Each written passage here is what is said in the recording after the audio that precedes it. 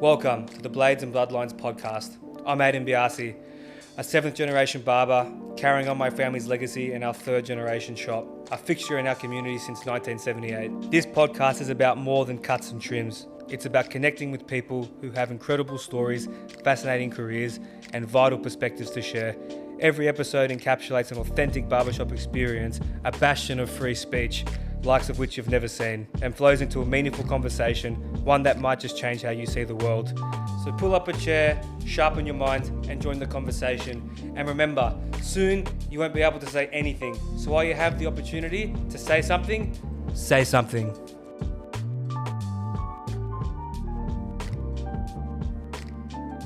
Now, here we are, new season of Blades and Bloodlines. Got 2 young tradesmen from the area, 2 young Italian guys as well. And the reason why I've got you guys here, obviously because I've known you a long time, I've known Robbie a long time, Nick, we're just getting acquainted. I'm very excited. The main reason I've brought you guys here is not because you guys are great tradesmen. And Nick, Robbie, you've helped me out a lot when I've been moving apartments and everything like that. But the main reason why you guys are so special is that you've built up construction businesses from the ground up. But the special part about it is you're very young. I mean, you're 25, 24? 24, yeah. 24, baby on the way. 24, you know, a baby will probably got maybe a few babies you don't know of yet, but I'm sure they're out there. But it's awesome. So I would love to know eventually what makes you guys tick and what it means to be an entrepreneur so young. But before we start, there is a little bit of a stereotype about, tradesmen, being real thick as shit. So we're gonna really challenge that notion today. And I want to start by firing a little quote at you by Albert Camus. And it pretty much goes, real generosity towards the future lies in giving your all to the present. And as 2 young entrepreneurial guys in the building industry, I want to know just quickly what that quote means to you. I'll say it again, real generosity towards the future lies in giving your all to the present. Listen. That's a touch base on that one first. That's a really good quote. I feel like for me, the way I apply that is every day is a day that I try and better myself. Mm-hmm. I try and improve on the little things, whether it's on the job, getting up and doing those little things before going to work, or even getting home, being around family and friends. I think it's really important to have a lot of respect in what you do. Mm-hmm. To fully enjoy and have that passion, because if that's not there, like the future, you got to have some idea of what your future looks like. For me, I've got an idea, so I just try and apply like the little things every day to not guarantee that future, because your future's never guaranteed, but guarantee the footsteps to that future that I do envision. Absolutely. So, yeah, no, 100%. It's a good one, that one. Yeah, no, it's you got to live in today because you don't know what's going to happen tomorrow. So you're looking into the future, but you don't want to be stuck out in the future looking towards that constantly and not living in the present. You can't live in today. Enjoy a bit of the present. Exactly right. Like you got to find that balance. You can't be stuck in the past. So you got to find that balance where you work your ass off. You're heading, the direction you want to go. If not, try everything, give everything a crack. Absolutely. Don't let the opportunities, if they're there, go for it. Yeah. What do you have to lose? Absolutely. It's a lesson and a blessing in no matter what you do. Well said. And in every great journey too, there's obviously a beautiful lead up to get you to get to the pinnacle of where you are now. So let's talk about that for a little bit. So school. Obviously, you probably weren't into school as much as... You went to St. Paul's. You went to the same school as I did. Where did you go to school? I went to St. Augustine's. St. Augustine. Did you guys stay or did you drop out? No, I dropped out. So I tell most kids that come in here that don't know where they want to go after school, I'll say, so why don't you just drop out and do a trade? Because school, unfortunately, is typecasting that kind of path as drop kick. And you're not going to amount to anything. So where was your head when you knew you wanted to leave? Were you getting into trouble or what was the that's important. Like most of my year were I reckon a great handful of people in my year were all asked to leave school. Politely asked to leave. Yeah, politely asked to leave, let's say. But for me, I just had no interest in staying in school. There was just I didn't see myself going to uni. Like I wasn't very much into university and doing all that sort of stuff. I grew up building with my hands. Like my dad, I was doing renovations pretty much all of growing up. So I was taught like all this sort of bits and pieces in construction. And when I started handing out like resumes and stuff, like my next door neighbor, for example, he was a project manager. Yeah. So I used to go over to his house and help him with things and bits and pieces, and gave him my resume. He handed it out to a bunch of builders he knows. And then I was approached, hung out with my old boss at the time. And then once I had that contract, I was like, because that was the one thing I wanted to do before I drop out. And how old are you at this point? Like 17? 16. 16? Okay, nice. About 16. Yeah. I was like, I can't just drop out without getting something first, because 9 times out of 10, if you drop out and you haven't, I'm 100% going to be committed and actually getting out there and whatnot, it was like, do you want to get caught, sidetracked, and then go off and just just do nothing with myself and get caught in that cycle where you're just lazy and just like do you think, walking the streets? Do you think you had that potential in you to be maybe not as successful as you are now? Like, could you have seen yourself getting into trouble or going down the wrong path? 100%. Like, did you have those tendencies? 100%, bro. I was an angry kid growing up. Mate, always like, you get yourself into trouble, and like, depends who you hang out with and whatnot. But yeah, like I could have definitely gone down a different path. Like I was very lucky. We can touch about it a bit later on. We'll touch it. But I got into Brazilian Jiu-Jitsu, which was a massive. Yeah, so you know all about this. I do. I just for the record, I've been cutting your hair for a while. Yeah. But yeah.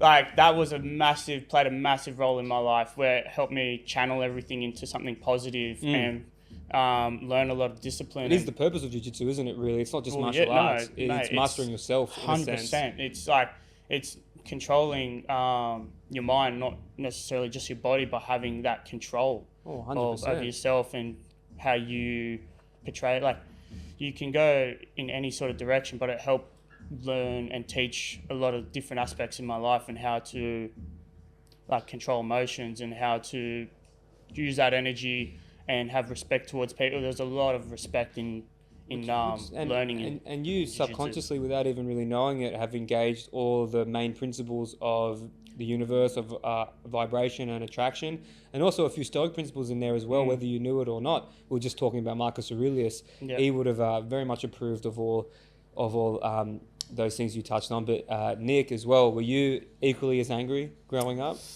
I wouldn't say I was like angry, but yeah, like I was a little bit confused where I was heading, like touching back on leaving school, left at the end of year 10. And look, honestly didn't know I was going to be where I was today. I just wasn't going through a good time with school, so I was more confused. I was getting suspended, having a lot of fun with my friends, and doing things at lunchtime that got us suspended. So yeah, like I was very similar to Rob. I reached out to my neighbour whilst I was suspended, because mum and dad were like, look, no use sitting at home. So you got suspended? I did, yeah. Wow, what'd you do? Just nothing? Oh, it was just normally like it just got caught. It just got caught doing stupid just stuff. Got caught. Yeah. So sus. Like just stupid stuff. Like we used to muck around on the oval, like throw kids in this sandpit in like the younger years. Why is there a sandpit in a high school? I don't know. We had two in the back of the oval, and we used to like weird. We used to just do random shit, but we had a lot of fun. So I ended up getting suspended for doing a few things, and then mum and dad were like, look, just go and talk to Rod, who was my next door neighbour at the time, a carpenter. So they weren't super disappointed in you? No, they were a bit, but they were more like they just wanted me to get out, and I guess that was the turning point for me. Like they kind of opened the door to the world that like when I was getting suspended, and then I was like, all right, what now? So as soon as I went up to Rod and said, look, I've been suspended, I need to do a bit of work and just do something, then that's when it really started to happen. Then he offered me a job. It all went kind of quick. Did a couple of days with him. Then the holidays hit for year 10, like Christmas holidays. Yeah. So I went into school and I said, look, I'm not coming in for year 11 and 12. I'm finished. Rod's offered me an apprenticeship for the start of 2017. And then, that's when it all started. So I was lucky I had him as my neighbour. He's a good guy. Is he so he's an old school tradie? He was a Canadian guy. Oh, okay. Canada. So he, good chippy. And he moved here, and he'd been a carpenter for the amount of time I knew him for. So he would have really seen something in you. I've been suspended. I've gone to the neighbour to say, hey, look, I need a path right now. Yeah. So look, I was grateful for that. If I was right, I would have jumped to that opportunity, because for me, 100%. Being in the barbershop, when I get a kid coming to sit down in here that says I'm on the wrong path, I don't know what to do, I don't know where I'm going, I see it as a sign from God, but also that he's working through me, that you can give a helping hand and give advice to a young kid that's asking for it. Because this is the thing I feel like kids don't have now. They don't ask for help. They're too ashamed.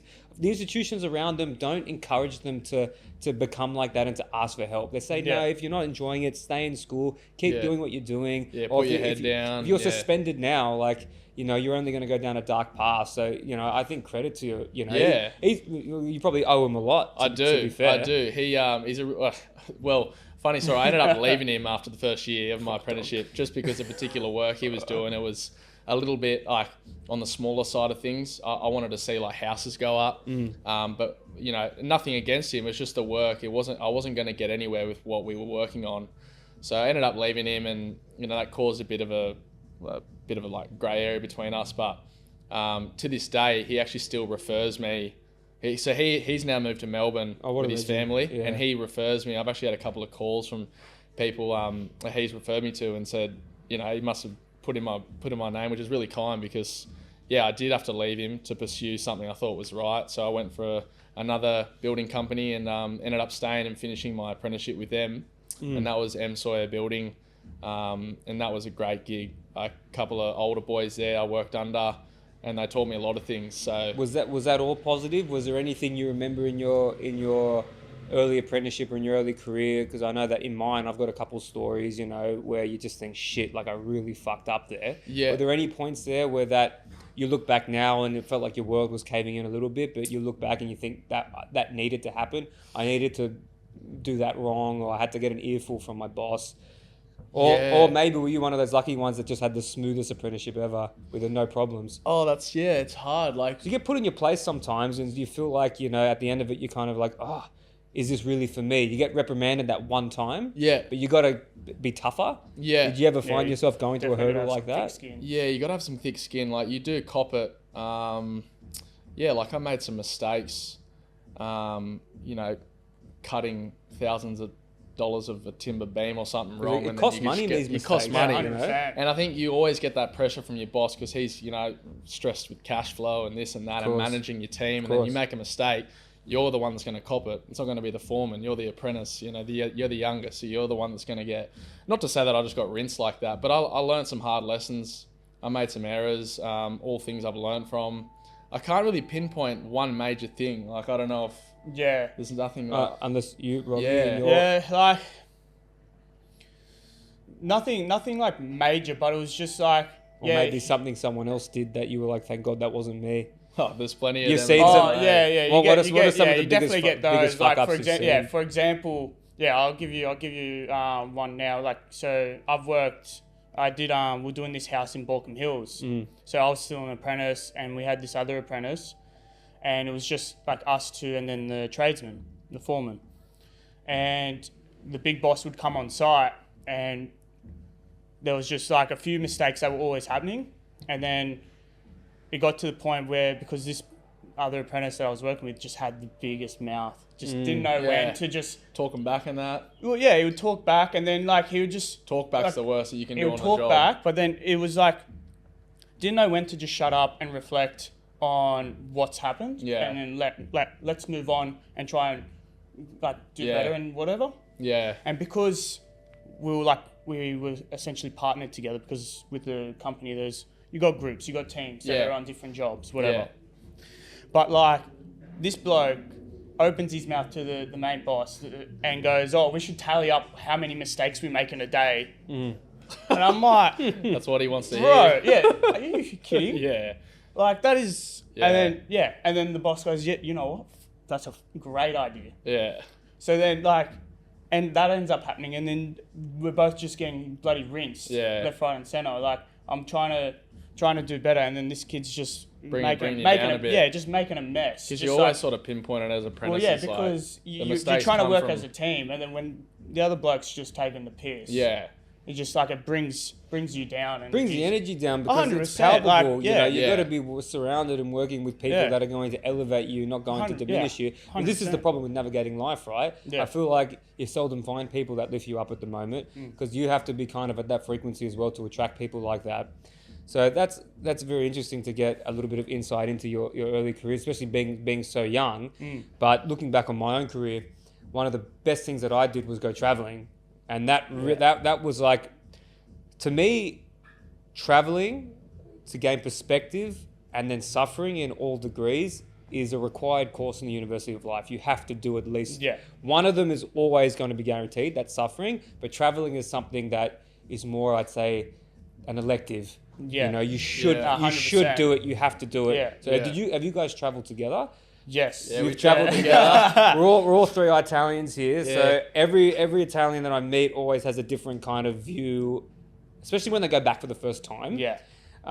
So you guys would have got up to some no good, obviously. So within the realms of good taste, since you guys have wives misses that'll probably watch this. What are a few things that you remember that not only was an awesome experience, but shaped how you are now and how you shaped basically how you work, shapes your attitude towards your profession? Man, that's I mean, traveling in general just opens up your eyes. Just changes the perspective on how you see things. Was that your first time going when you went together? Like your first big trip? I've done one big trip, and that was it. I did a trip with the family. I've done family trips are very different. Very different. Completely different. But last year for us, that was my first one. Yeah, same. Ben, Nick, Robbie was there. Ben and Nick, two of my other mates, and like Billy. That was just a great time. Yeah. Did a bit of Spain together. Yeah, traveling like sort of on your own, like you're not with family, so it's all your own decisions. So for me, I left, I flew with my sister and like her mates, but then like I went and just did my own thing. Like I only booked essentially. You didn't book one room. This guy was on the. Roughed it. We were in a 3-bed room in Amsterdam. Were you hosteling or and we ended up having him on the floor for the whole. Pretty much hosteled it. Yeah. Something tells me you wouldn't really care though. I was booking flights and accommodation on the day. Like I was just like. I booked out Paris, of you were on a bed frame, wooden like, bed frame. I took the bed off it. I slept on it, and he slept on like the frame of it. Like I winged the whole thing. Like there was 1 week out of the 6 that was actually booked and planned. The rest of it just winged it. Just wherever it took me, it took me. That's the beauty of it. I'm a bit opposite, I will say. Like that'd freak me out. You need some comfort. I couldn't do it, Robbie. I had but the best to be fair, adventure. like he made it home, and that's epic. We had a great time, and 2 differently organised trips. Like ours was organised, yours wasn't, but it ended up working out. Yeah, we met up in Amsterdam. We did. And was it Barca as well? Yeah, well, I don't know. And then we went to Paris because I came and watched that game with you. The Euros was on, which is really good. Yeah, so this was we crossed paths in Barca as well. The Euros last year. Was it the Euros? The last Euros, okay. So where Spain won. Yeah, Spain won, and I was actually in Ibiza for that, so that was... Oh, nice. That was crazy. Awesome. But, all the pommies were getting pushed in the water. Yeah. But, like, for example, we went to Amsterdam, and I didn't really have any plans where I was going to head, but then, like, you guys we're going to Paris. Yeah. That's right. Then you came to Paris. And then I ended up fuck it. I'll come. Yeah, I'll jump on the train. And then we were with your sister and her friends. She ended up being there. Yeah. Yeah. No, that was an awesome trip. That was so much fun. So much fun. I remember when I was traveling for the first time because I met my wife when I travelled for that first time in 2017, and I was probably 2 years into my apprenticeship. And honestly, there's this extremely indescribable yet palpable feeling of when you're traveling, that sense of freedom that you have, and that when you land on foreign shores, you can almost reinvent yourself as anything you want. Yeah. So here I'm Aidan the barber, the apprentice barber at that time, a bouncer at Wharf Bar. But as soon as you get overseas, you kind of get this thought into your head saying, all right, like who can I be? Or it almost gives you permission to be who you truly want to be. Yeah. So what did you discover about yourselves when you were over there? Because I know that when young guys go over, because I was the same, I was 19 when I went for the big trip with one of my friends. Yeah. once you get all that debaucherous stuff out of the way, the vices, the drinking and the drugs and everything like that, then once you've got room for other things, then you truly start to grow. Yeah. So how do you think those experiences shaped your careers or what you bring to your career? Because you would have learned, because for me, for example, I thought I wanted to do bouncing forever. Yeah. Because here as an apprentice, I was kind of under the yoke of my parents. I was getting yelled at a lot. You're taking demands, but yeah, that's tough to be.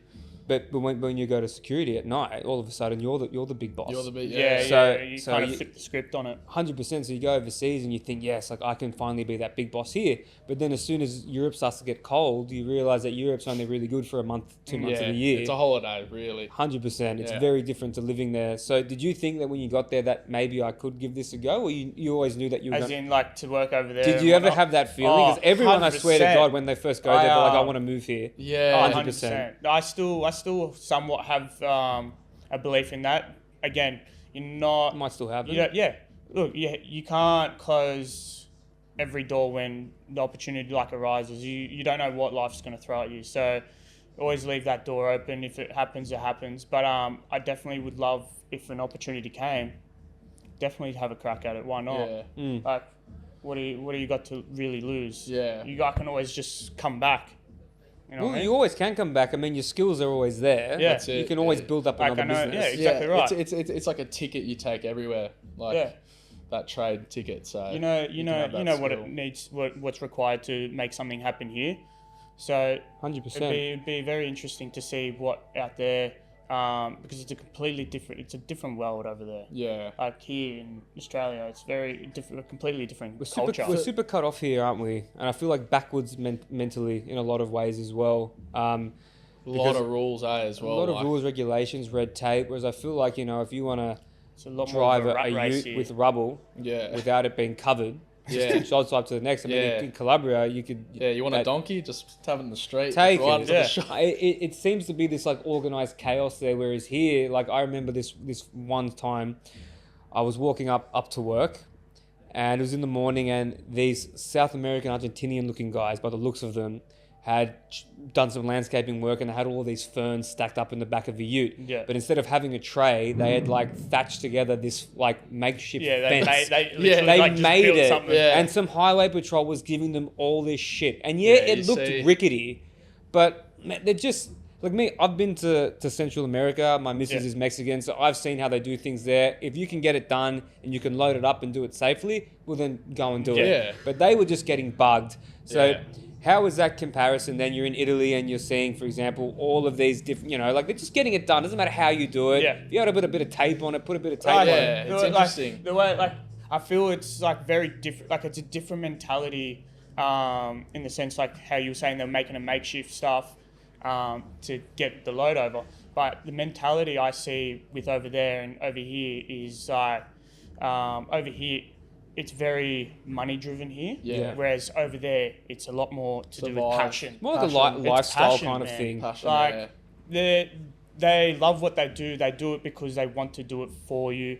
They want to do it because they love it. Over here, it's very like to make $1. Like how like the whole building industry in like Australia is just gone sideways. That's mostly like why you got all these rules and why it's harder to get very, very hard. Very hard to get like your builders and like all that sort of stuff. All the rules are making new rules every year, and just because there's so many people that just want to make a quick $1 here instead of really wanting to do it. Do you reckon in Italy or in Europe you get the same pain in the ass neighbours like you do here? Because I don't think we've ever built one house where the neighbour did not have something to say. And it's actually happening in our street now. We've got someone moving in and one of the neighbours that, let's just say, no one really likes. Very, very, very wealthy, but also in the same vein, very tight, is already causing them trouble. And we've all pulled together and said, look, we're not going to give you anything. The less pains we give you, the quicker you can get your house done and you can stop the traffic. And it's a win for everyone on that street. And 100%. It's very competitive. Like there's a lot of ego driven, especially here on the northern beaches. So, in Italy, I don't reckon you'd have that issue. I feel like it's very... you'd have a very minimal... It's very you probably don't even... mind your own business kind of thing. And support, more support it, because like if a new house is going up in your street, it means good for, or usually, unless they're somewhat blocking you, but you're not really legally allowed to have a build like block, views and such. That's why there's like the CDC, DA process. But like, if anything, it's a win for everyone on the street. You got someone building a beautiful home. Just help him do it. It adds Get value it done as for well, him. though. Yeah, like. Have you had any run-ins with neighbours? Like, is that a thing? You got anyone on your come onto your site saying, hey, this isn't meant to be there? He's like in his pajama pants, like, dude, fuck off. Like, I have, yeah. Oh, there you go. Yeah, you have people come over and have their 2 cents and it literally has no affecting them at all besides them having to look. Yeah. Like, it's just stand there, arms crossed, watching you. Oh man, Yeah. I had this guy. It's I'll reference it, but it's my girlfriend's neighbour, and she had a pool going in, and we had to make the pool compliant. So like build the fence up, and on the other side, just a normal paling fence. So on one side it's framework, on the other side it's just the fence palings, and it looks fine. It's just a boundary fence, but yeah, he came over and he didn't like his side, and he pulled me over, and I was just apprentice at this time. I was just simply just trying to get the pool compliant for my missus' dad, just adding a little extension to the top of the fence, and it looked sweet. I thought it looked sweet, but he brought me around to his side and like stood there and said, "Do you think this looks good? Like, this looks shit." And as someone who was like, I was pretty passionate. I thought I'd done a good job. People, their opinions, they can ruin you. I was pretty affected by that, but How did you feel as an apprentice being spoken to by someone like that? Because they do try and the young guys educate them and talk down to them in a way saying, I know all this legislation, especially when they say, I know council, I know what's meant to be done. That's the type of guy, And when I first started not hairdressing, when I was a bouncer, and someone tried to tell me exactly what the law was, even though I'd just done a 2-week course out in Granville, I knew exactly what I could and couldn't do and what the legislation was. And when someone goes, no, you can't physically touch me under this, and as a young guy, you're kind of thinking, have I missed anything? Have I missed something? Are the police going to come? And they scare you a little bit, but then you kind of grow in a way that you become unaffected by that stuff. So how are you feeling getting spoken to you're getting dressed down by this guy? Yeah, exactly. Dressed down. Like I felt a little worthless. And I just remember saying to my girlfriend's dad after, I'm like, should I go and pay to fix his cider? And he was like, oh no, look, don't worry about it. And they've always had issues with this guy. But he was that one guy that just, you kind of feel like you don't want to have that experience again because it makes you step backwards. After I'd say like it takes a bit onto you as well because like again, we're brought up to like respect your elders and whatnot. Yeah, we are, aren't we? So, if an older guy comes up to you, you don't want to be a dick. You want to hear him out. You want to hear him out. You want to hear him out. Yeah, well, you're like not expected, but you feel like wait for him to make the first wrong move. Yeah. And then reciprocate what he's giving you. Exactly. Yeah. Us being as young as we are at that age as well, like getting dressed down by an older man. Who you can't really talk up to part them of you. It's not. So you just look really silly in that situation. Yeah. You got to be half mature and so it's hard, eh? Yeah. So it's you got to try and find that fine line where you know where to have that confidence and be confident in your work and how you can address it in a response when you're getting like approached like that. Well, I had a similar thing happen to me when I was working. Well, it's funny, this is in the barbershop, and my career's been barbering for over 10 years, but all my stories that relate to this come from when I was a bouncer. But I remember I had a similar thing kind of happen to me, and I'll tell you how I went about it and how I grew from it, and then I'd love to hear what your immediate thought after that was. So for me, I remember there was this altercation in the gaming room, and these two guys got in a bit of fisticuffs. So I did the first thing I could do. I took one of the perpetrators and said, leave now, like go, just leave, get out of here. And he goes, oh, thanks, man. It was almost like the scene from Spider-Man where he's kind of letting the guy in the first movie with the money run. Oh, and he holds the door for him.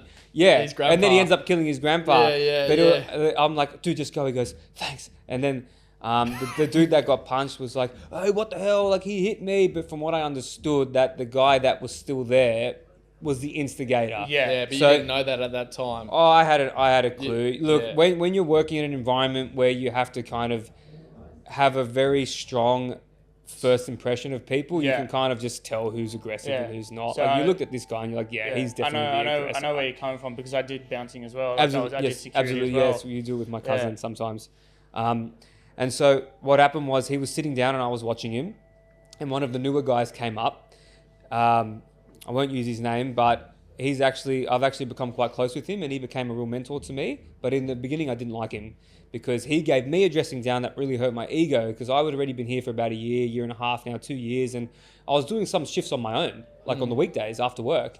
And he went up to me and said, Aidan, if you can't do this job properly, then don't work here, because because you're not watching him well enough, you're not switched on enough. And at this point, I'm just like, in my head, man, fuck this guy. Like, I'm fucking like 18 years old. I'm 19, like I'm here doing shit that adults do, dealing with all these people. Like I'm doing really well.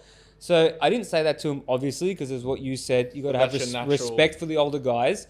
But what I did was I went home and pondered it for a minute and said, all right, how can I grow from this? And what can I get out of this? So I ended up buying 2 books.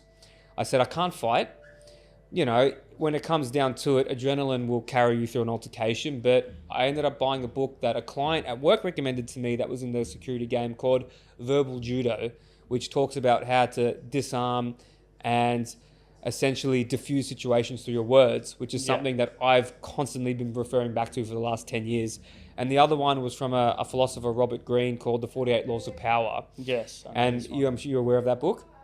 And one of the passages in that book was, when someone in your immediate workplace is behaving like that guy was, always putting you down, always kind of getting one up over you, talking about himself, talking about how great he is, you have to then, to gain his respect, you have to play his game. Treat him according to his nature, which means if you put him up on a pedestal, he will then put you up on a pedestal. So as soon as the next shift came, I went up to him and using my name, I said, Zig, I just want to say thank you. You're really helping me out. You're mentoring me, especially because at that point I was single, and we always used to talk about which girls we were IDing that we wanted to court. And he was always trying to like help me through that, saying, Bello, this one's looking at you and stuff. He was Italian as well. And so eventually I said, look, I really want to appreciate it. You're really like guiding me through. You're a good mentor. I respect you a lot. And to this day we have a great relationship. And from that moment he changed. He immediately not fell in, but he started behaving the way I wanted him to. Yeah, wow. So instead of that's powerful. Very powerful. So what I want to know is, when you got dressed down, or when something like that had happened that was affected you in a similar way, what was your immediate thought after? Did you think, I have to better myself in a way? Or were you like, just brush it off? Yeah, because you do grow even subconsciously, whereas for me, I knew it. Yeah. But subconsciously you can have those thoughts too. Yeah. Now that you've mentioned that, I think that whole situation I had with my girlfriend's neighbor, now I can pinpoint that and say that might have changed me, because I'm a lot more like, if I'm going to cop a spray from someone, if I'm done, I'll hear it out. So if that didn't happen, I'd probably be more like, I want to fight back with this guy, screw this guy. But I don't know, I'm more capable to actually just hear it out. And if it's something that like I need to walk away from, I'll just walk away from it. But it's hard. Like, you can either be aggressive, or you can just be, make them get on that level you're referring to, like where you make them kind of diffuse it, and change the perspective on them. Make them feel like they're in the driver's seat, essentially, when you get those really annoying, nosy neighbours, like you say his name's like John. So John, you're absolutely right. I hear what you're saying. You know what? You make a lot of sense there. I'm gonna take that into consideration, because then it feels like they're being listened to. It's all about. Then they'll step back and go, they not expect that, and then they'll tone it down. And but they also cannot fire back on someone that's positive, and this is something 100%. that I do when I'm mentoring younger barbers. That want to come in. For some of them message me every now and again about, hey, how can I start? Because we're an institution here. We've been here for a very long time. There's 7 generations in my family cutting hair, so I know a thing or two about it. And a lot of them say, so what do I do if someone's fussy? I said, well, I think this guy just wants you to be the over-attentive barber. He just wants you to be the over-attentive tradie. Say to him, you know what? Make him feel special. Make him say, you know what, I think this will look better on you. I think this style, do you think so? Because some of them, they just want that attention. I need to hear that a bit, And maybe that neighbour just wants to be heard. And then building on that, if you're just constantly smiling, yes sir, no sir, and you're polite and you're using manners, they physically, mentally, and verbally cannot be rough with you. It's very hard to keep that consistent. Well, to be a dick to someone that's being nice to you is very hard. Yeah. You know? And unless you're like a real dick though. But I mean, it's very hard to. Why would you be rude as someone who's just actually being polite in return? Well, that's the caveat. Unless they're being aggressive and rude, then that's the difference. That's different intentions. Yeah. Which 100%. I haven't really like. I don't know. I haven't really come across someone who's come on site and just been like straight up aggressive. That's like honestly the one encounter I've had. Just a nasty neighbor. I was trying to do a quick cash with my girlfriend's dad, and then that's it for me. Really, like I've never had a. Well, those real life situations do hone in your skills, especially your people skills. But when you are actually learning, so do you find you're learning more at TAFE or you're learning more on the site dealing with people? Because I know dealing with guys at TAFE, like when I was doing hairdressing at TAFE, we'd go and do lunch, we go to the mall, and you got the hairdressing table. Then honestly, to be quite honest with you, the tradie table was fucking like a kindergarten table. Yeah. Like throwing food, making jokes. As soon as like the hairdressing girls walk by, they're all quiet. Yeah. It's like school dance, boys on the right, girls on the left. It's very funny. So what did you think, Robbie? Your experience at TAFE? At TAFE, so when you went there? I reckon like during my apprenticeship at TAFE, like it was interesting. Like for me, my apprenticeship, like I'm a qualified carpenter. My apprenticeship, I did remedial building, so I didn't actually have that much of an opportunity to do what everyone else in my class was doing. Like they were doing roofs day in, day out, your framing and etc. etc. I was doing a lot of like different aspects of building, working in unit blocks and all that. So I had to learn on my own, get myself out there doing like work, not charge for very little or do it for free, and do a bunch of carpentry works, hanging doors, this and that, and just to get the experience. Get my own experience. I loved what I did in the remedial side because I was learning all the different aspects in building. Yeah, the TAFE's very bare minimum, like just carpentry. Yeah, but and it is carpentry apprenticeship, but like there's no building in it. Yeah, but just theory work. It's just theory, and then the practical is just timber. Yeah, but don't get me wrong. Like it was like I was able to still excel in TAFE, like, but it's not very in depth. Well, if they came up to you and said, Robbie, you can make reforms to your course, to your TAFE course, well, if they came to you and said, what reforms do you want to make? If you had to become the head of carpentry at TAFE, what changes would you make then? Big shoes. That's a big question. Well, because a lot of them, especially for us in hairdressing, even though I was just doing the barbering component, but I still had to do women's hair too, which was shit, which I still can't do. But they said, you know, everyone's going to start wearing black shoes, black this, black whatever. And me just coming fucking out of school, I'm like, man, what uniforms for? Just come and cut hair. Yeah. And I remember I didn't even have a pair of black jeans. Like, I came in just normal jeans. Yeah. And they said, go across the road and get black jeans and black shoes. And I said, why? They said, because you have to. Yeah. And that triggered me a lot because I got a lot growing up of you have to. And I'm just like, man, like, ugh. So I had to run all the way over to like Jeans West. Is it far back we're talking now? Yeah. And then I had to buy black jeans for like $70, all the cash I had in my wallet for that day. And I had to buy a black pair of Vans, which I have not used since. They're just like literally in my apartment now, like just sitting there because the style I normally wear out doesn't normally encompass black Vans. I'm more like a sneakers dude. So I haven't fucking used them since. And it really pissed me off. So would you be, when you're making amendments, more, no, everyone has to be collared shirt, work shirts, steel caps, or are you more, nah, fuck that, just more work itself? Yeah, like I would say, like I didn't really understand like all that sort of stuff, like the steel caps, because fair enough, that's a given. Yeah, it's a given. Just that's just a safety thing. But like usually a company shirt, wear, bro. like if you wear your company you work for, you wear a flannel or whatever. Yeah, as long as you don't look like a grub. Yeah. You don't have like sauce on your bloody shirt. Just like a bit presentable. That's all we ask. And what about the actual curriculum itself? The curriculum itself, like to be a bit more realistic. Oh yeah, okay. Yeah. So like maybe actually have a site at TAFE where you're putting up scaffold, you're actually putting timber together. Yeah. Like I would say, like there was certain things that were in it that were like, yeah, that's mad, this and that. But like I would say having teachers that want to be there is a massive thing.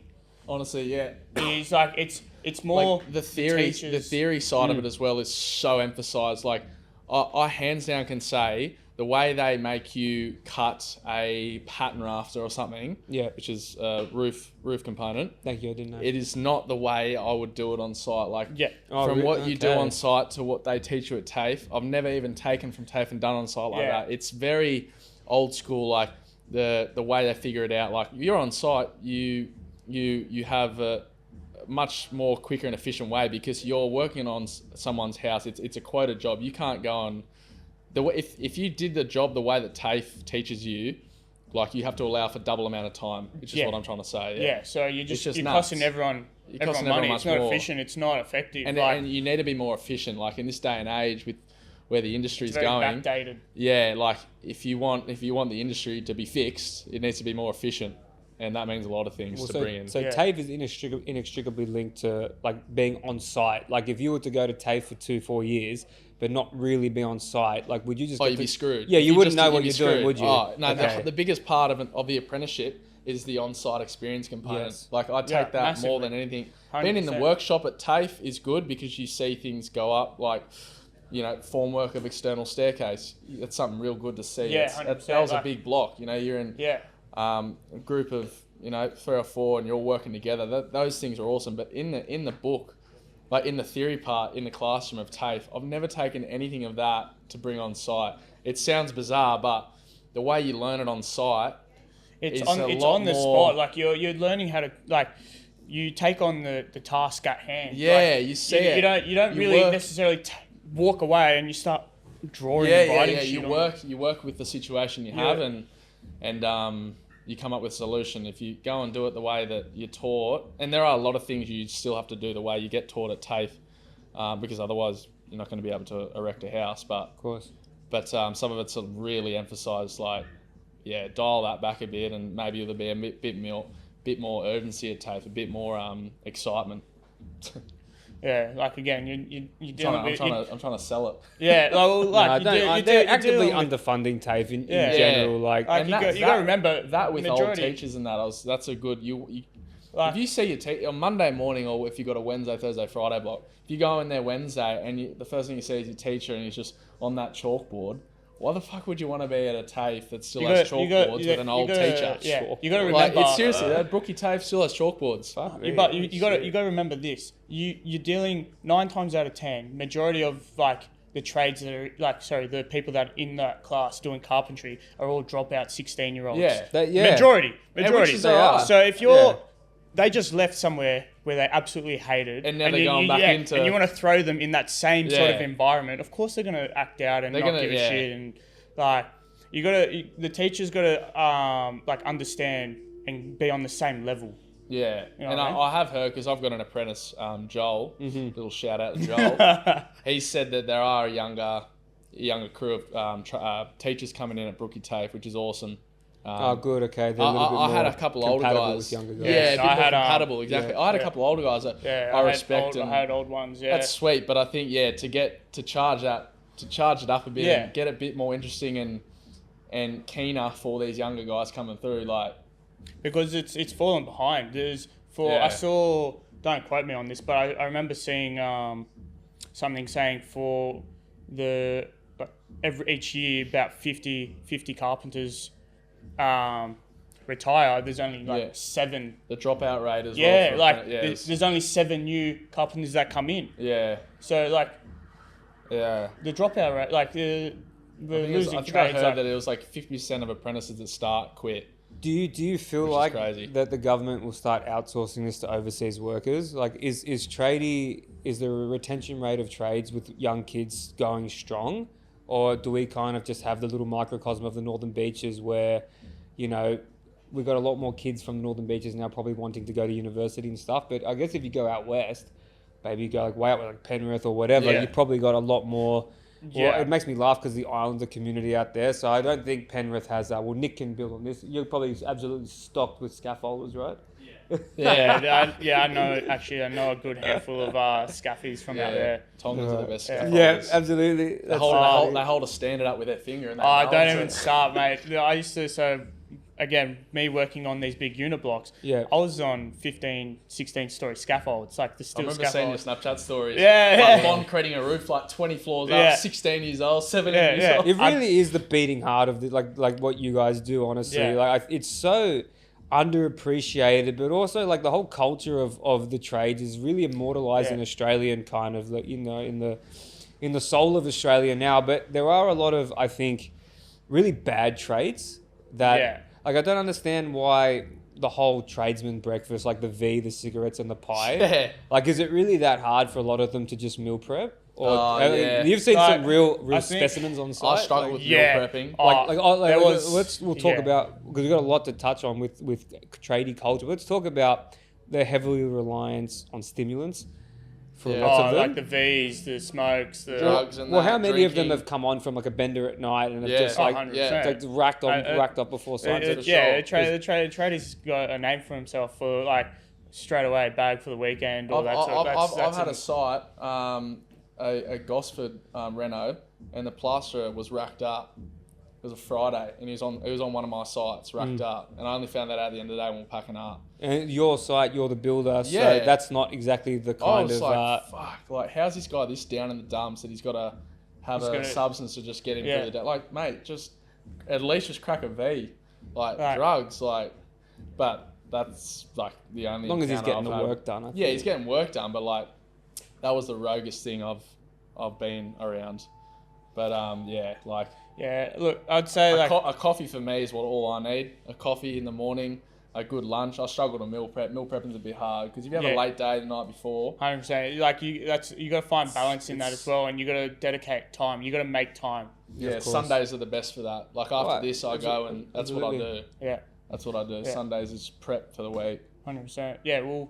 It's the only day I got to do it. That's I work every Saturday mostly. Yeah. It's rare I take a Saturday off. Yeah. Oh, you are doing Saturdays. I thought I was the only bloody one.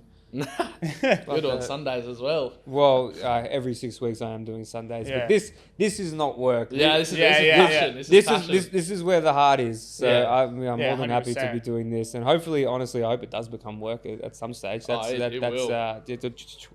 what we pray for. But that's the thing. So when you're on the site, right, and it's always been apparent to me that a leader cannot effectively lead unless they've properly followed. So when it comes to employing your leadership on your apprentices, how do you navigate that space? Do you ever look at yourself in the mirror and think, I'm responsible for this kid's journey? 100%. How do I want to run this ship? For sure. Because everyone's looking to you. Heavy's the head that wears the crown, right? You know, a lot of people hate their boss, but I think being a boss is akin to being a father, which you'll find out very soon, is that it's all going to fall on your shoulders. The way your mood is going to set the tone of the house. Yeah. Whereas I've worked for my dad for over a decade, and trust me, his mood can either raise the house or fucking bring it down. Yeah. But then you also get to a point where you have to be indifferent to what he feels, and you have to then step up and bring the energy up. Yeah. So if you've got all the boys coming in on Monday, they're a bit fucked, a bit dusty, whatever, how is it that you're lifting spirits? Because, you know, if I walked on a site and then I just hear like WSFM, like I'm just like, oh my God, I'd nail the nail into my hand. Yeah. So that can either come down to, all right, who's picking the music on the beatbox? Yeah. Are we doing a podcast? Like when can we smoke? Setting the energy, like how does that work on a job site? Because I can correlate it directly back to a barbershop. I know how to set the energy in here. Yeah.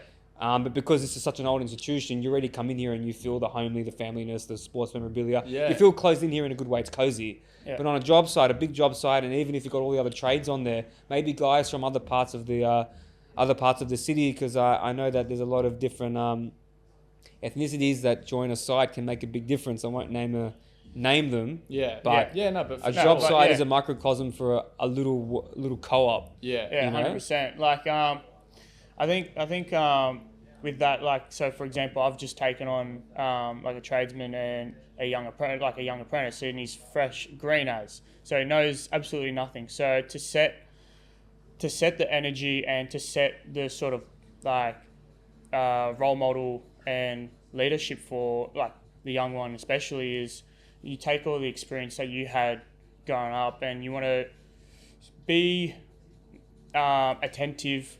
You want to show that you actually give a shit. course. And you want to implement what you've been taught and all your safety and stuff, but you also want to connect with them, be fun and set that energy and whatnot. So you got to really find that fine balance where they really enjoy coming to work and wanting to give their best efforts, but at the same time, you're not that too much fun where they don't respect you. You want to, you want to take reward. the piss. Fine line between love and fear. Yeah. Because fear, in a lot of different translations, the essence of the word can also come down to respect. There is a Orthodox saint called Saint Paisios that when he talks about marriage, which itself is a working relationship, that says the wife must fear the husband. But the literal translation of that fear is respect, because if you respect someone, you fear someone, it's respect. Yeah. Like when I say I would fear you guys, or I fear Nick, or I fear anyone else, my wife, my parents, the fear comes from not wanting to let them down. And the fact that you could be upset with me, or our relationship could be tarnished because of something I've said, fills me with fear that I'm going to lose that same relationship that we had. And I feel like that's the fine line with having apprentices, that you want them to fear you, you want them to love you, you want them to respect you. We don't mean it fear in the terms of like, oh, I don't want to, you know. Yeah, I like the way you worded that. It changes the whole perspective in the word when you say that. Instead of the sense of like when you say you fear someone, it's more first thing that comes to mind is more that physical. You envy them. Yeah. In a way, yeah. Because you got fear, respect, but then you've got demasculating or emasculating, but then also being that standover guy. You're intimidating. Yeah. You never really like the intimidating bosses. You don't want to feel intimidated at work. You want to be able to have a funnel where you can grow. You got to be a conduit for those boys. Yeah. You know. Yeah. How does that work on your side? Yeah. Look,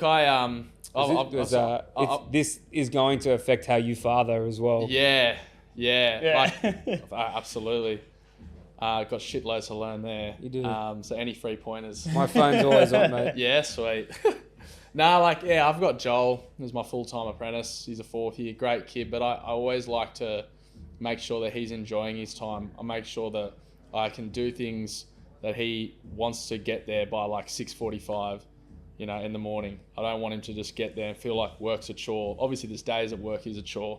I still find it a chore and it's my company, but I want to, I reward him when he does, well. Like the other day, we had an absolute slog of a day carrying bricks, and I think we finished up at 2:30, and I just called him and said, mate, put in your house till 3:30, just because he deserved that. And we barely stopped for lunch as well. So, but just the little things, you just make sure they enjoy it. It goes a long way. And then they respect you, and then, you want those good workers to be growing with you. So yeah, you want to bring them up with you. Yeah, you want to bring them up. Yeah. Is there a fear that you can lose them to other companies as well? Because that's the thing with barbershops. You don't want to take on apprentices because there is a little unspoken kind of faux pas in barbering that they're always going to fuck off and go somewhere else. Yeah, you've got to think every time someone steps out of their skin and they've shed their skin of being an apprentice, all of a sudden they're filled with this kind of this new sense of their own self-belief that all right, now that I've worked in a barbershop, I want to go open up my own. Because having a barbershop for a lot of people, even for me growing up and having your own bedroom, it's basically the physical material embodiment of your personality. Do you know what I mean? And that's why it's very hard to take on apprentices, because what happens when this guy's, you qualified? Spend all this time and energy you get a taste of it, and 100%. A few people say, "Oh, he cut my hair's real good." He hears that, he's like, "All right, I can go work for myself, and I'm going to take those customers away from you." For sure. So actually, wow, that would really. That's very, very common thing with our industry for sure. Is that we actually did have someone that my grandfather trained up, and he has another shop near here. He's an old guy, but he ended up coming on Sundays. Yeah. And we don't open Sundays, but obviously if there's someone here doing Sundays, we'll get the cut. And he builds the business up, but he was doing that because he was opening up another shop, and he was telling everybody, "Hey, if you come and see me, you've been coming to see me for a few years now. I'm going to have another shop. I'm going to go off on my own. Come and follow me." And mind you, my nonno helped this guy. Yeah, that's a bit of a backstab. And taught him, and he worked with us. And that is just like this feeling of betrayal. Yeah. But you said, "Hey, man, you can come and do that if you want. You do it in the shop. You just pay for the day, for the rent, for the chair, and just There's keep everything else. As long as I'm getting the cut, you know? So absolutely. If this Joel fella said, you know, I feel like I've done all I can with you, I want to go do my own, will you say that? You can go do your own cashies if you want. Yeah. You don't have to give me a cut of that. You know, if you're going to be using my logo, well, then I would expect something from you. But is that, when you sign him off, is there a little bit of scarce there? Well, a little bit of a feeling like I have to try and find a way to entice this guy to stay on with me. Yeah, to offer him money or something. Yeah, there always is. Like, that's in the back of my mind because he does finish next year. But we've had the chat. I know he wants to stay on, but regardless, if he decides when the time actually comes, when the time comes, I'm all for it. It's a different thing. And I know he'll do it the right way, because I already do offer him little cashy jobs on the side that I can't fit in, and I know. It's always in the back of your head though. You just support, like you're supporting them in that way. Because you don't actually own them. Once they're tradesmen, you don't own them. And my boss was really good, Mark. Yeah, he gave me lots of work. Let me borrow his scaffold, and so I had that taste of doing my own work. Sense. Yeah, very supportive. So then I ended up saying, look, I'm actually busy enough. I don't know if I need to come in, and I slowly just started doing 3 days, 2 days for him, and then went full-time NF, and he was really supportive, and to this day we still talk all the time. So was there anybody when you were first starting out your company, because I want to know a little bit more about what it's like to build up a brand. You know, you've got a pretty bitchin' bomber jacket on there, and Seismic, shout out to Seismic. Oh, beautiful. All Seismic workwear. Robbie's Anthem. vest is really nice. Yeah, he's nice. And a little beanie. It's very nice cat beanie too. When you were originally going out, you were making your brand, you were getting your guys in and starting to get jobs. Was there anyone there internally trying to sabotage you, or any other tradesman or guy that you went for advice that said don't do this when you should have been doing that, or were you quite lucky that most people were backing you? Yeah, I had a lot of support, I'd say. You know, there's always going to be that one person that says, "Oh, don't do it like that," but they're the actual ones that are jealous. Mm-hmm. I found but everyone supported me, I must say. I've got a lot of support and whatnot, but I had a lot of the know-it-alls. Yeah, man. Eddie the experts. You can't do that. Nah, you need your builders for that job or this or that. You need this insurance. You're like, oh, okay, all right. And then turns out you find out the information is completely wrong. It's like, it must have just been a bit of jealousy or... Like, for example, when like you and I were working together and then when we were out on our own, just doing our own thing, it became like... Because we actually worked together year before. 6 months. Shoots as well. So you guys collaborate a lot? We collaborate heaps. We're just working together. It's good to have allies. 100%. Big jobs together. You want to have mates around, bro. Like, it's very, very hard to do this... with someone cold or someone you don't know. Or just by yourself, man. Like, long days by yourself. I did that for ages. Like, when we started getting ourselves busy and trying to grow like our own businesses and whatnot, man, like you're doing everything. You're doing everything. It's draining. Organising. So to have someone or have some boys that like can help lift the energy, help everything grow, is massive. And one of the things that I was like constantly getting told, especially when I was first trying to find some boys to come join the team, I had heaps of people saying, "Don't do it. Yeah. Don't get boys. Don't do wages. Like, don't do wages. Don't do this. Don't do that." Like, but then how do you grow? Yeah. Like, I was like, I can't just do this by myself. Burn out. 100%. I was burning out. I was doing 7 days a week for ages. Yeah. I do recall that. It was nuts. Let's stop. I was doing stupid hours. Nick, how long have we been gone for? It's not. Okay, perfect. We'll cut all that out, by the way. Continue. Sorry. It was like crazy. Like, I was burning out and didn't give myself the time that I needed for myself. So I went, fuck it. I'm going to give it look, what do I got to lose? 100%. If I take some people on, and I really wanted to try and find people that I know as well, that I can trust with something so close to me as well, building this. Do you think when you guys eventually get married, you'll be saying, you'll be pushing on that paper ship onto your partner and saying, I need you to be doing invoicing, books. Is that something you think you thrust on partners?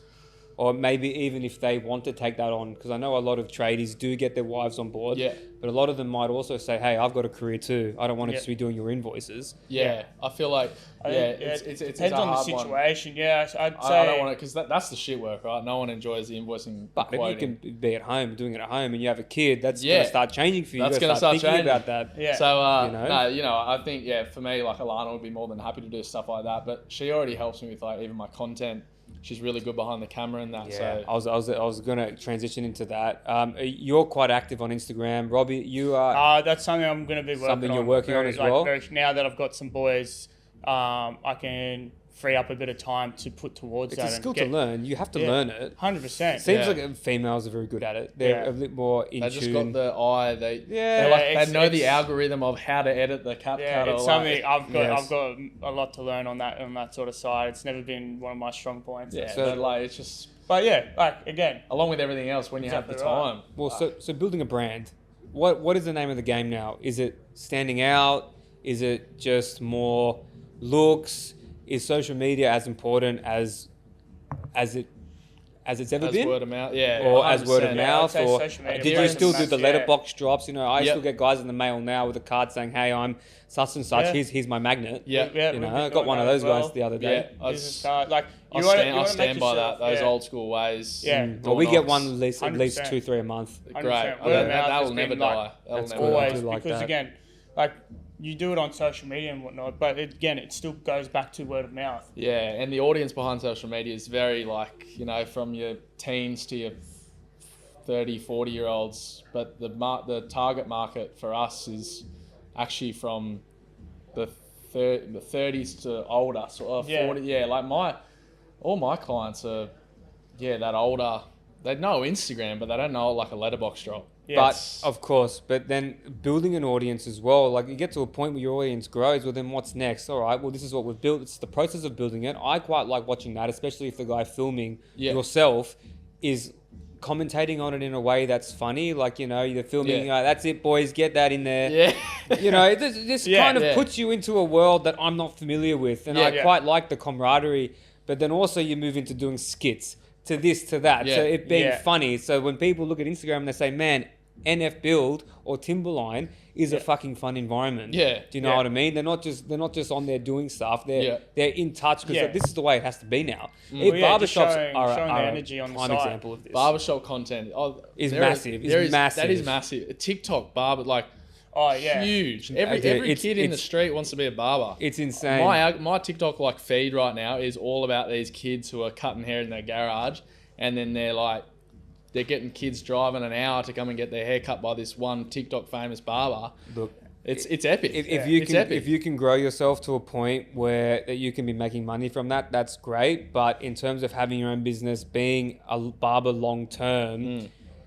The world needs the skin fade guys. They need the kids that are going to just want to do tapers and skin fades all day. And this is the thing that really gets up me a little bit with guys now, is that I feel like there's a lot of people at the moment, a lot of younger dudes coming through. So kids born early 2000s, even the ones born in 2010 now are like 15 years old. Yeah. That's nuts. They're making their skin fade and their taper their whole personality now. Yeah. And there's barbers that are willing to change the way they talk and that as well. Behind the skin fade. And there's barbers that are going to tap into that market. All right, if you're going to be keep up with the Joneses, ratty little taper fade, shit cunt, and sweet. Fucking be that guy. But for every and leave barber, us for the good cuts.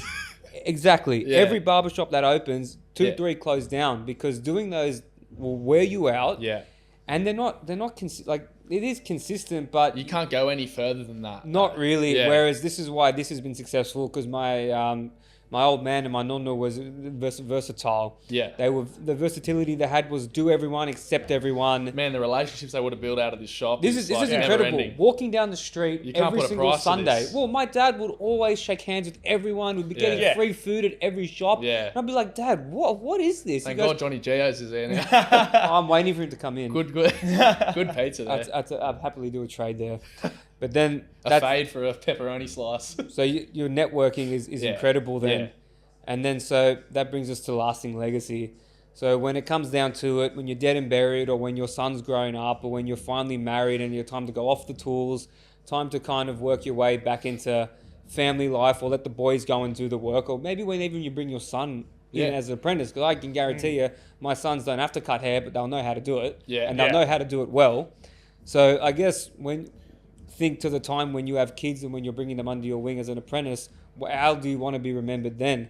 Where do you want NF and Timberline to be, in 15 years from now? What's the growth? Sky's the limit?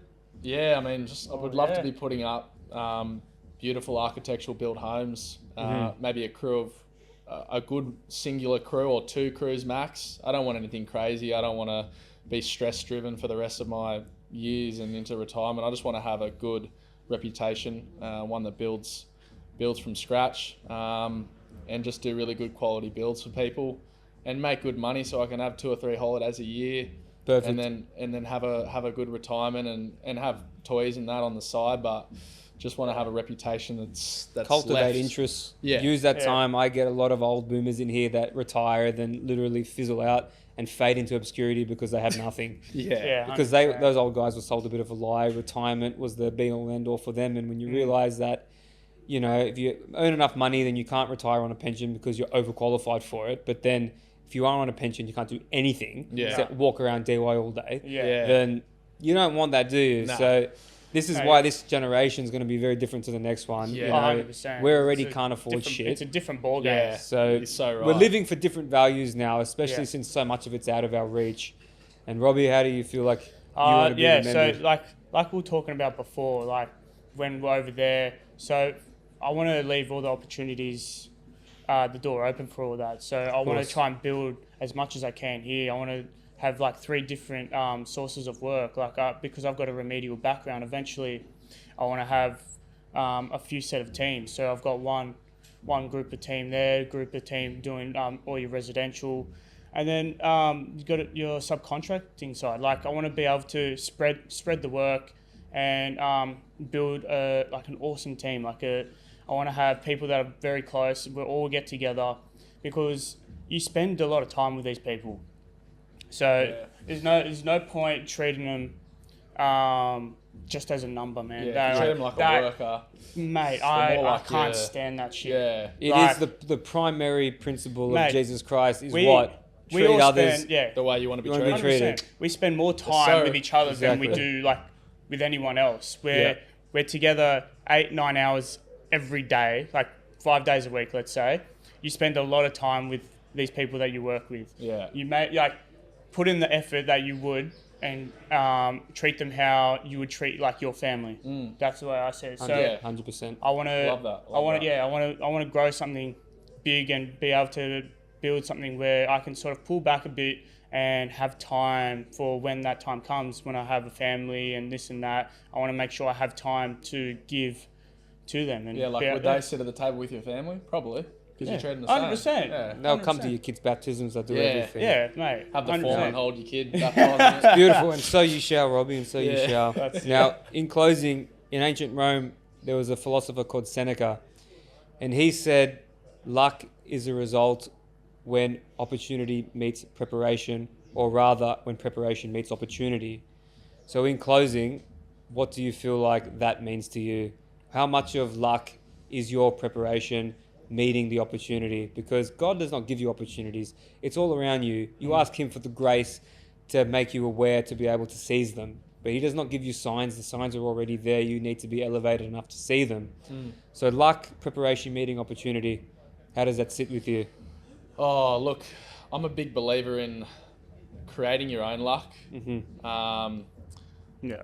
So I truly believe that what I've built and where NF is now isn't really luck. I've really put in the hours. I spent Saturdays, Sundays working and missing out on things to build my brand. So that's just sacrifice. A lot of sacrifice. A lot of sacrifice, I think, and sacrifice that's well worth it. I look at it now and I'm like, man, I've got a brand that people know, people beep to me, people see. It's an incredible feeling, isn't it? It's really incredible. 100%. Even when you I don't guys, take it for granted or even either. when you've come to me and said, I'm watching your podcast and I enjoy it. Yeah. That immediately just is just an indescribable can't buy feeling. that, you know? Because you're creating something. I mean, 100%. anyone can have a podcast, sure, and how many building companies are Oh, out there. no. But that's noise. You don't focus on other people. You let them do what they do and you do what you do. Yeah. It's very important, I think, to be able to take that, but not to let your head grow. Yeah. To think this means I'm on the right track, so it's time 100%. to double down and be humble and keep doing what you're doing. 100%. Yeah, well, You know? yeah, uplifting everyone around you as well. Like, we always help each other out Always. wherever we On can. the phone every week, Yeah, helping always, each other always out. chatting. Like, again, it's all, and this is all stuff that we prep for. Like, we're always planning for ahead, like seeing where, and reflecting. There's a lot of reflecting in the game. You gotta, and you see the growth, where you can improve, where you sort of can go from there, and just the sacrifice in the sense of like time, Yeah.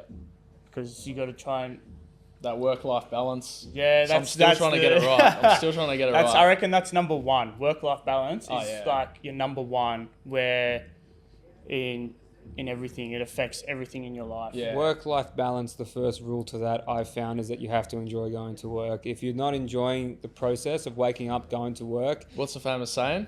If you enjoy what you do, you never work a day in your life or something. absolutely. I literally think of that weekly. And that as saying. soon as your child comes and you start to become filled with the purpose of all of a sudden this isn't for you anymore, then you watch how that's going to change and how Yeah. you will change, and that'll happen for you eventually too, Robbie.